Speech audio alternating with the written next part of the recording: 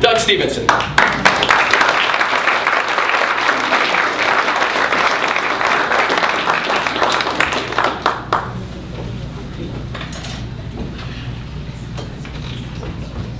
Does it feel good to laugh? It was a hot, sticky Wednesday night. Hollywood, California, 1974. Where were you in 1974? Well, I was a young 24-year-old actor in Hollywood trying to find my way to become a movie star.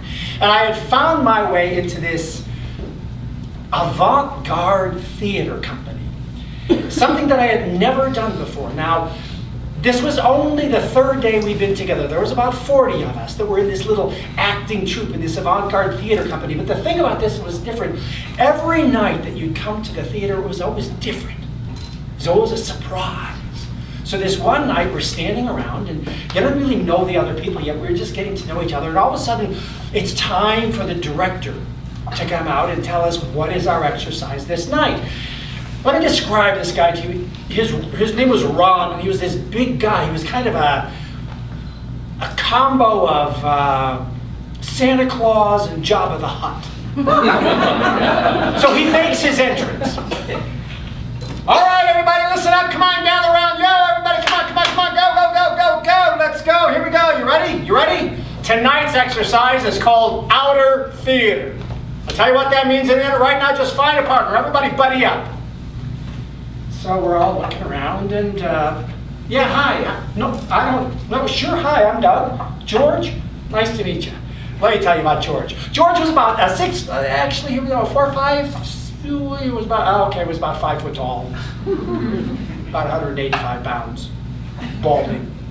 That's right, George was short. Now, the reason I tell you about George is way back then. Before I pumped iron and bulked up. I used to be thin.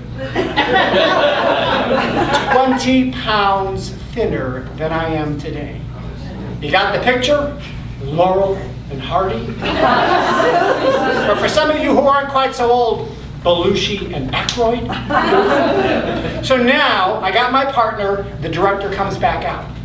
All right, everybody, here we go, outer theater. You got your partners, you got your buddies? Yes, you got a partner? Yes? You got one? Okay, here we go. Outer theater. You are going to love this. Tonight you are leaving the building. Tonight you are leaving the building, and you and your partner are going to go out there into the world, and you're going to do something you would never, ever do. Something that scares the hell out of you. Something that is a complete and total risk outside of your comfort zone. I want you to go out there. I'm going to give you an hour. So do something. Come back here in an hour and we'll talk about it, okay? Are you ready? On your mark, get set, go!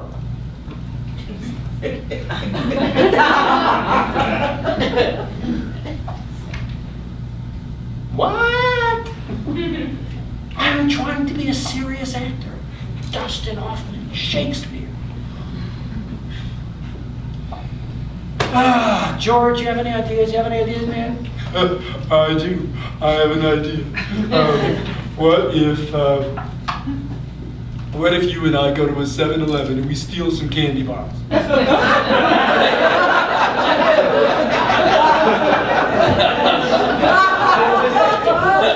Okay, yes, that would be a risk for me. But George, let's try and come up with something where neither one of us gets arrested. Okay? All right, well, what you got? Valid point. Valid question. What have I got? What have I got? What would I do? Something that I would never do, something that is a risk to...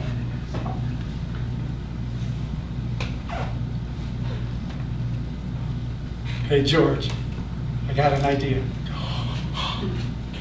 Okay, what if you and I were to go streaking? Would that be a risk for you?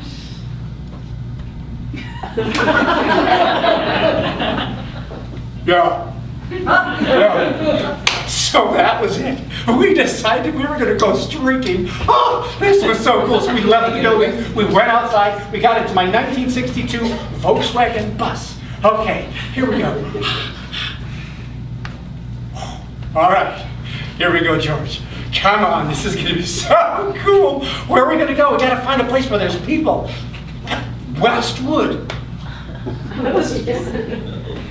For those of you who don't know LA, Westwood is right outside of UCLA. It is very chic, upscale, like the Boulder Mall shopping area. Lots of shops, restaurants, clothing stores, record stores, little coffee shops with little tables out on the street, you know, and 5 movie theaters. I had gone to the movies there, and sometimes you have to stand in line. So I'm thinking, George, what if there's a line? If we could time the... Oh, man, this is going to be so cool. So we drive to Westwood. We pull into a parking place right at the end of an alley, right next to the street. Rectangular block, alley down the middle. We pull in. All right. Oh, yes!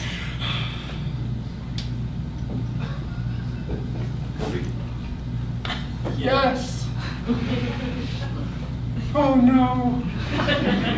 George, did you notice any 7-Elevens? Okay, fine. I know it was okay, fine, after you. Thank you. Okay, so now, we're in the back of my Volkswagen bus. This guy, George, and I, that I have just met, we are dancing cheek to cheek, so to speak, in the back of my mind. Did I mention this bus had windows all the way around? So we're knocking down, we're taking off our clothes, and now, it is the moment of truth. We are 100% completely buck naked! Except for our shoes. Luckily for me, I was wearing gym shoes that night. George was wearing penny loafers. Good luck, George, good luck. Okay. Oh my God. Okay, all right, George, on my count of 3, we're gonna do this. Okay, 1. Oh my God, I can't do this. 2, okay, okay. What? Get out of the bus, okay, George, I'll get out of the bus. Okay, 3, for some reason, I jumped out in the street and started running and screaming at the top of my lungs. Here I come! Oh my gosh, it's warm. I can feel the wind beneath my wings. Here I come! I get up to the corner. I turn the corner. Oh, a whole bunch of people on a movie theater line. Come on, George. Here I come. People in the line are watching us go by. All right. That is cute. You go, man. Hey. Whoa, jeez. Wow. Okay, big boy. Go, you go. And all of a sudden I start to have an asthma.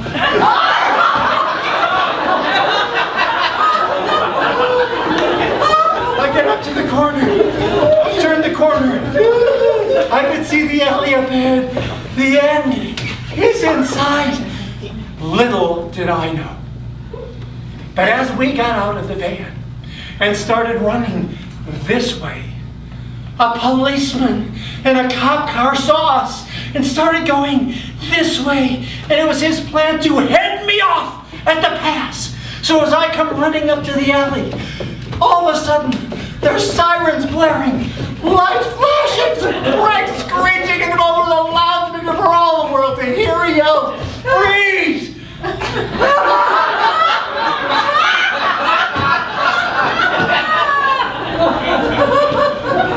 Put your hands up!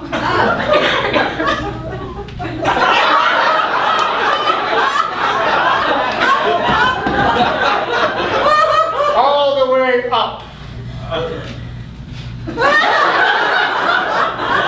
Turn around. The other way.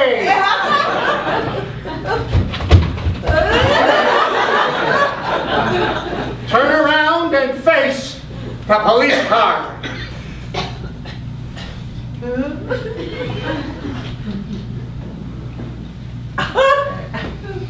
Oh my God, not now.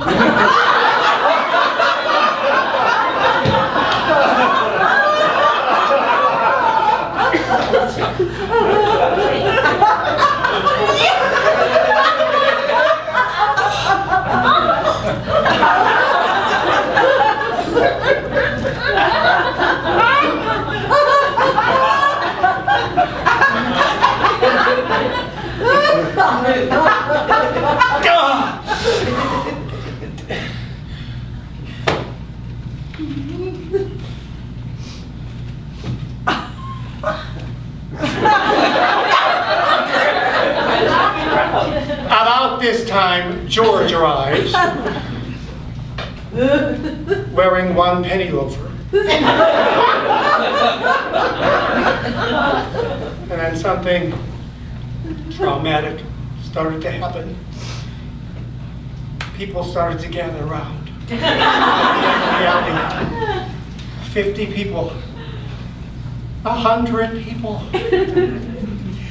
I got my first standing ovation. And then finally, after what seemed like a decade, the cop got out of his car and started walking towards us, slapping his nightstick on his palm as he approached. Slap. Slap. Slap. He gets right up in my face and says, "Turn around." Thinking, what is he looking for? Concealed weapons? With that, he handcuffs us naked, holds up the police car and says, "Get in the back." "No, officer." "Yes, sir."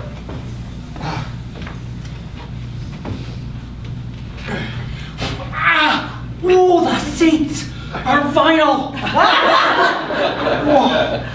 So finally he drives us to the West Los Angeles police station, takes us out after allowing us to put on our underpants, walks us into the station, handcuffed in our underwear, and starts parading us around in the lobby in front of criminals and murderers.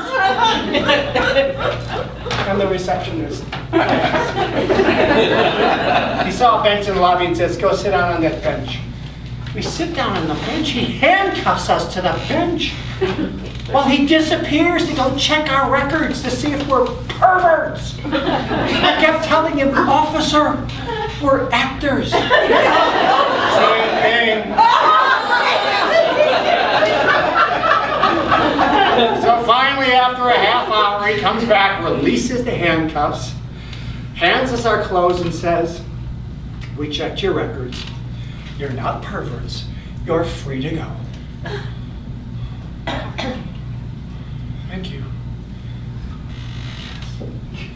So we put on our clothes and we took a taxi back to Westwood and we got the van and we went back to the theater where we were the hit of the evening.